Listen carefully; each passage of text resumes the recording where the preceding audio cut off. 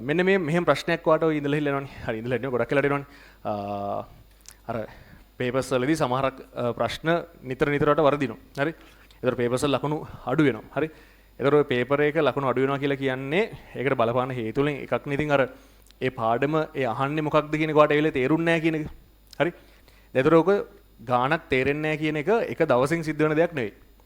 ඒකට බලපාන ගොඩක් දේවල් තියෙනවා. එහෙම නැත්නම් අනිත් පැත්තට මම කියන්නේ ගාණක් සාර්ථකව කරගන්න පුළුවන් වෙන්න නම් මුලින්ම ඒ පාඩමේ තියරිය උගන්වන දවසේ හරි සම්පූර්ණ අවධානය ඒ තියරියට දෙන්න ඕනේ.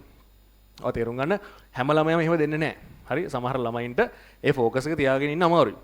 මම හැමදාම වාට කියන්නේ ફોකස් එක තියාගෙන අමාරු නම් ඔයා පිටිපස්සේ ඉන්න එපා. තාමත් මේ ඉස්සරහිට තියෙනවා. හරි ફોකස් එක තියාගෙන අමාරුයි නම් ඔයත් එකට ඉන්න උන් එක්ක වැඩේ කරන්න අමාරුයි නම් හරි යාළුවා තරහ වෙන එකක් නැහැ.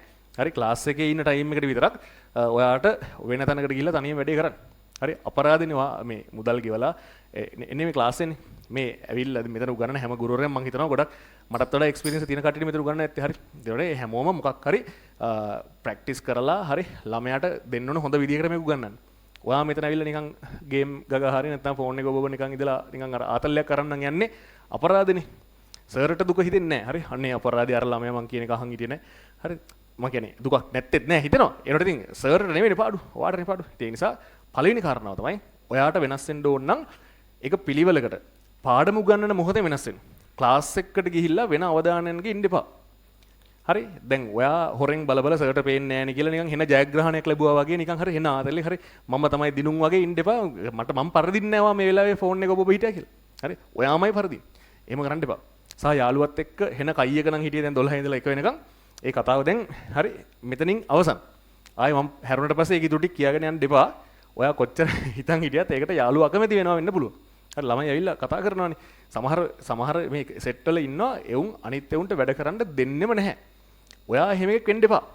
හරි ඒක ඔයාලගේ වයසේ වැරද්ද ඒක හරි. අපිත් උහම තමයි. හරි මමත් ඔය වයසේදී එහෙම තමයි. හරිද? ඒ වුණාට ඒක තව කෙනෙක්ට වදයක් වෙන්න දෙන්න එපා.